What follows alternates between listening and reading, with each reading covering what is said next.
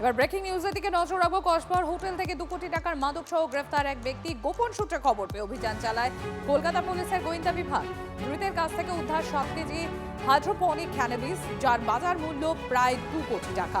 এছাড়াও ধৃত থেকে বাজেয়াপ্ত করা হয়েছে নগদ 76,500 টাকা।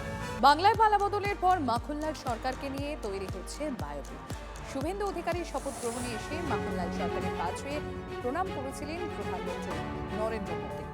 শ্যামাপ্রসাদ মুখোপাধ্যায়ের সহকারী ছিলেন মাখনলাল সরকার।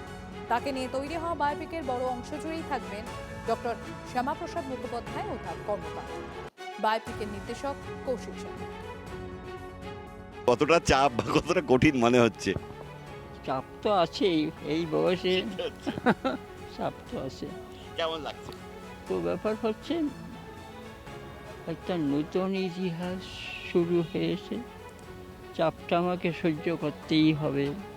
মানুষকে জানানোর জন্য, মানুষের আশা আকাঙ্ক্ষাকে রূপ দেওয়া, এইটা আমার একটা কর্তব্য মনে করি। অভিনয় করতে হবে তো, অভিনয় তো শেখেননি কোনো সময়। আর অভিনয়ে সে কি করব, যা কিছু বলার সত্যই বলবো।